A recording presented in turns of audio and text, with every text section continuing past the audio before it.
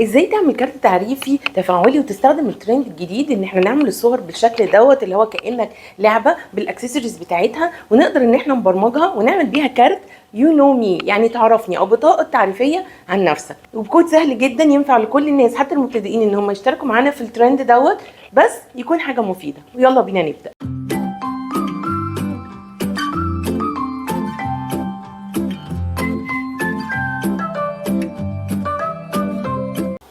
اهلا بكل اصحاب المبرمجين. عشان نبدا ان احنا نعمل الكارت التفاعلي ان شاء الله هنعمله على اب لاب المقدم من كود دوت اورج. بس قبل ما نبدا فيه بسرعه كده نشوف ازاي بنعمل البرومبت على تشات جي بي تي. اول حاجه هنكتبها ان احنا عايزين نعمل الفيتشر بتاع تيك 4 اس اس دي، وهنكتب له ان هي واقفه مثلا، وهنكتب له ايه مواصفات اللبس اللي هي لابساه. ممكن تعمل ابلود لبيكتشر، او ممكن توصف اي حاجه من خيالك انت بتحبها، او تجيب صوره حد انت بتحبه او ان هو بيمثلك. ممكن ان انت تحط الصوره بتاعته، او ممكن ان انت توصف الشخص اللي انت عايز ترسمه، يعني لو بنت او ولد تعمله ديسكريبشن كامل. بعد ما هنكتب له الوصف بتاع الشكل، وان انا عايزه مثلا ارمز بتاعتي فولدد ولا ارمز جنبي، كل الكلام دوت. بعد ما نكتب الشكل هنبقى واقفين ازاي هنعملها باكجينج ويز اكسسوارز، اللي هي الاكسسوارات اللي بتبقى موجوده حوالينا في الصوره. هنحط بقى كل اللي انت عايزه تكتبه. عايز كتاب بيعبر عن نفسك، اكله انت بتحبها، اي حاجه عايز انت تحطها في الكارت التعريفي بتاعك اكتب له ان انت عايز تحطها. بعد كده هنحط الالوان اللي احنا عايزينها، هنكتب له الباك جراوند بتاعتنا، الالوان بتاعتها هتبقى ايه، واخر حاجه هنكتب الهيدر تكست هيبقى ايه العنوان اللي هيبقى مكتوب فوق. الهيدر تكست اللي هو العنوان اللي بيبقى مكتوب فوق في العلبه ديت، هنكتب له هو هيكون ايه. بعد ما نخلص دوت بنلاقي الصوره بتاعتنا عندنا، هنعمل لها داونلود بسهوله،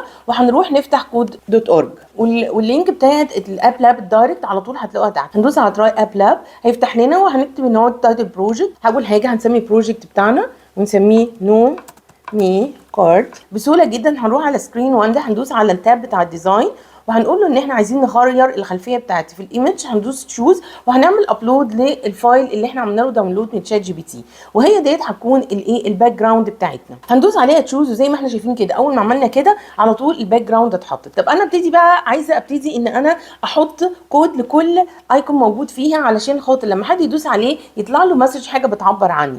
هروح عند بوتن، البوتن الاولاني دوت، وهدراجت. هقول مثلا الاولاني دوت اسمه بوتن اندرسكور موبايل. مهم قوي قوي قوي واحنا بنعمل مهم جدا جدا واحنا بنعمل اي كودنج ان احنا نسمي الاسم بحاجه ريليتد ليها. ما نعرفش نسمي ايه وبي وسي ولا نكتب اي حاجه، الموضوع ده بيلخبط جدا وهيلخبطنا جدا لما نيجي نحط الكود. فهنقول له ان ده البوتن بتاع الموبايل، ومش عايزه عليه تكست، انا عايزاه يبقى فاضي. والباك جراوند كلر كمان انا عايزه اعمله ان هو نو كلر، فهروح على الباك جراوند كلر هنا واغيره ان هو ترانسبيرنت خالص، ايه لان هو مفيش لون.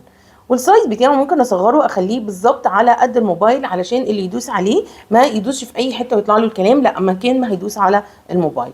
وكده يبقى احنا عملنا البطن الاولاني بتاعنا وخلصناه. وبعدين هنجيب ليبل ونقول ان هو هندراج ليبل جديد، وهنسميه برده علشان هو الليبل ده اللي هيطلع ريليتد للبطن ده، فهنسميه ليبل. ممكن نسميه ال اي بي اندرسكور موبايل، شورت فور موبايل. اوكي.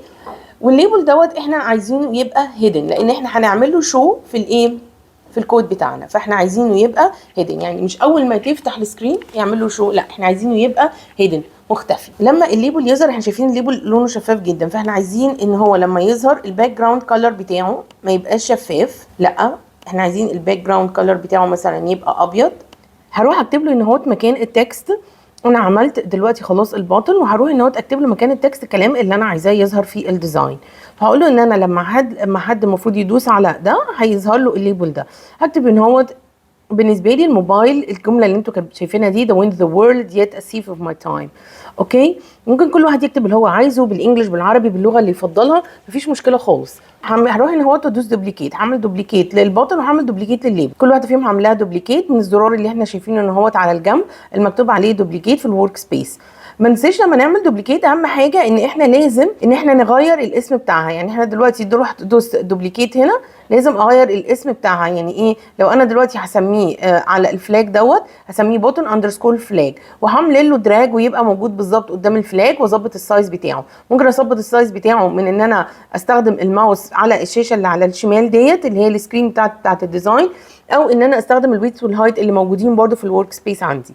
خلصت كده برضو نفس الحكايه للليبل. هروح للليبل وبرده ادوس عليه دوبليكيت وهنزله تحت ايه جنب الفلاج، وهكتب فيه التكست اللي انا عايزاه يظهر. هكتب مثلا فيه اهوت كده فري بالستاين. خلاص، وبكده يبقى انا خلصت المسج بتاعتي. ممكن كمان اظبطه لو انا عايزه اصغره على قد الكلمه بالظبط اللي انا كاتباها. نروح بقى للجزء بتاع الكود، وبعدين هعمل كده لكل الايكونز اللي موجوده عندي في الصفحه بتاعتي. اي حاجه انا عايزه اي حد يدوسها وتعرفها عني هعمل لها نفس الحكايه ديت، هعمل لها بوتن وهعمل لها ليبل. ما تنسوش اهم حاجه ان احنا لازم نغير الاسم بتاع البوتن والاسم بتاع الليبل علشان خاطر يكون بيدل على الحاجه اللي انا بدوس عليها، عشان ما اتلخبطش وانا بجمل الكود. هروح بقى للجزء بتاع الكود وهنقول له اول حاجه وين ايفنت كليك. لو انت مش عارف يعني ايه ايفنت ارجع الحلقه بتاعت سكراتش الجزء الاولاني فيها انا شارحه بالتفصيل كويس قوي ايه هو الايفنتس. هنقول له لما انا اعمل كليك، الكليك ده نوع من انواع الايفنتس على البوتن بتاعي اللي هو بوتن اندرسكور موب اللي هو بتاع الموبايل بتاعي. انا عايزاك تعمل ايه؟ انا ببساطه كده انا عايزاك ان انت تشو الليبل. يبقى الليبل ده احنا اصلا عاملينه هيدن، لكن انا لما هدوس على البوتن بتاع الموبايل هتعمل ايه؟ هتشو الاليمنت اللي هو الليبل. هروح اجيب ان هو من اليو كنترول شو اليمنت، وهنقي من الدروب داون الليبل بتاعي. الدروب داون منيو هختار الليبل بتاعي اللي هو ليبل اندرسكور موب. طيب انا عايزاه يظهر على طول؟ لا، انا عايزاه يظهر مثلا وقت معين 3 ثواني ولا حاجه وبعدين يختفي. فهروح للكنترول وهجيب حاجه اسمها سيت تايم اوت. سيت تايم اوت دي فانكشن، وبرده ممكن ترجعوا كويس لشرح الفانكشنز في الحلقه بتاعتي. هنعمل ان هو ال 1000 ده بيمثل ملي سكندز، فانا هقول له 3000 ملي سكندز، يعني ده هيقف بالظبط 3 سكندز. فانا هقول له هتعمل ايه؟ هتستنى 3 سكندز وبعدين هايد الاليمنت. هروح من برضو اليوزر انترفيس كنترولز وهجيب منها هايد اليمنت، وهنزل دروب داون واقول له ان انت هتهايد ايه؟ الليبل. خلي بالك مش عايزين نهايد البوتن، البوتن ما بنعملوش هايد خالص، البوتن على طول موجود معانا. هنهايد الليبل وهنختار لاب اندرسكور موبايل.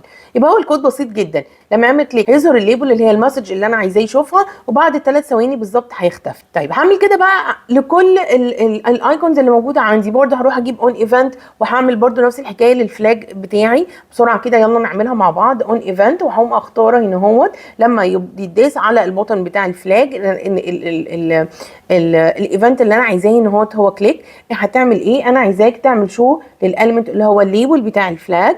هجيب شو اليمنت الليبل بتاع الفلاج وهدوس على الدروب داون منيو وهظهر ليبل اندرسكور فلاج، وبرده هجيب واحده سيت تايم اوت وهقول له ان بعد 3 ثواني بالظبط ما تظهر تبتدي ان هي تختفي. يبقى هقول له سيت تايم اوت وملي سكندز هغيرهم اخليهم 3 ثواني. ممكن طبعا اعملها 4 ثواني، اعملها 4000 5000 5 ثواني، ثانيه واحده 1000، كل واحد يعمل اللي يريحه. هروح لليوزر انترفيس كنترولز وهختار منها هايد اليمنت وهاخد الدروب داون منيو وهختار لاب اندرسكور فلاج. هعمل كده لكل البوتنز اللي انا عملتهم بكل الليبلز. واسهل حاجه ان احنا نروح نقول له ان هو تشو تكست، واقوم عامله كوبي للاخير دوت اللي هو من اول كلمه اون ايفنت لحد السيمي كولوم اللي في الاخر، اقوم عامله لها كنترول كوبي كنترول في دوت الجافا سكريبت بتاع البلوكس اللي انا كاتباها.